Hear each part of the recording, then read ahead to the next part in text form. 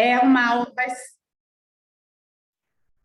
Eu acho que eu não gravei a primeira parte. Será que eu gravei? Se não tiver gravado, eu gravo depois. Porque a gente agora vai falar sobre uma parte muito legal, uma parte que eu estava bem ansiosa para a gente começar a trabalhar, que é a parte dos nossos pulmões, tá? Fluxo de ar, pulmões e mecanismos respiratórios. Aqui a gente vai ter a nossa aula teórica, mas vamos começar a ver também a prática da situação, a prática da coisa, tá? Mas vamos ver um pouquinho. Conheça um pouco da anatomia da voz. É um fluxo de ar. Você lembra dos 3 Fs? Esse F agora é do fluxo de ar. O fluxo de ar acontece na expiração, saída do ar dos pulmões. Ele é o combustível da voz. Só que a gente precisa entender que para o ar sair, ele precisa entrar. E a gente vai trabalhar bastante essa entrada de ar hoje, tá? Ali, ó, a gente tem a inspiração, que é quando o ar entra, e a expiração, quando o ar sai.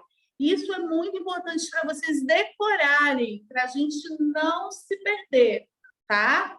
Ins, para dentro, né? Interno, inspiração. Expiração, externo, para fora. Então, isso tem que ficar bem, bem fixo na cabeça de vocês. O que é uma inspiração, o que é uma expiração, principalmente na hora que a gente estiver treinando, tá? Olha ali, ó. Ali eu vou mostrar para vocês um pouquinho dos pulmões. Olha ali embaixo, o famosíssimo diafragma. A gente ri muito desse negócio de diafragma, porque o aluno, ele vem muito do que ele lê por aí e do que ele ouve de alguns professores. Um conceito um pouco mais antigo. Tem que treinar o diafragma, tem que fortalecer o diafragma. Por que o diafragma? O diafragma. Aí eu sempre brinco com os meus alunos, gente, esquece o diafragma. Esquece. Diafragma, lembra que eu falei lá no começo? O diafragma, ele tá ligado uma partezinha aqui atrás do nosso cérebro, na verdade, do cerebelo, que é a ponte do cerebelo. Ele é responsável, uma partezinha daqui de trás, que ele é responsável por você estar respirando sem precisar pensar. Porque o ato de inspirar e expirar é um ato involuntário, mas também é voluntário. Se eu não estiver pensando, por exemplo, eu estou pensando, tudo bem, estou conversando sobre o tema, né? Mas se eu não estivesse falando sobre isso, eu estaria inspirando e respirando automaticamente, sem pensar muito nisso, certo? Agora, ou seja, de uma forma involuntária. Agora, se eu vou respirar pensando, vamos lá, ó, todo mundo comigo, ó. Inspirei, depois eu vou ensinar direitinho como é que inspira, tá? Inspirei, botei o ar para dentro, e expirei, botei o ar para fora. Quando eu penso, ele é voluntário. Mas a maioria das vezes, vocês concordam que a gente não fica pensando sobre respiração? E o diafragma está ali para isso. Que ele trabalha nessa questão da respiração, mesmo quando a gente não está pensando. O que acontece? Ele está ali, ó, relaxadão, tá vendo? Relaxadaço. Tá ali, ó, mostrando aqui, ó, deixa eu aumentar aqui para vocês, ó, diafragma, tá?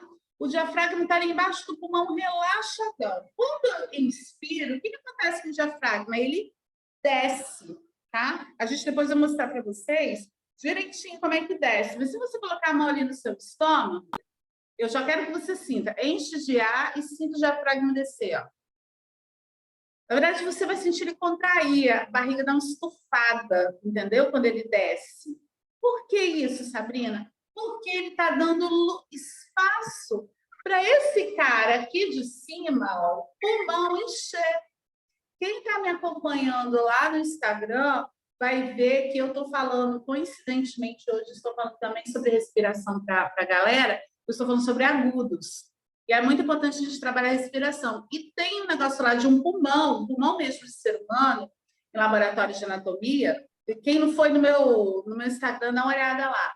Que aí eles injetam o ar no pulmão, o pulmão enche todinho. Ele está escuro e ele fica clarinho quando enche de ar dentro dele. Então, imagina que ele é um balãozinho puxo e que, de repente, eu encho o balão de ar. Eu ia trazer o balão hoje, mas como eu estou gripadinha, já vou até pedir desculpa aí pela gravação, que eu estou com fanha. Se eu mexesse com o balão, ia complicar mais ainda a minha situação, porque eu estou bem alérgica hoje.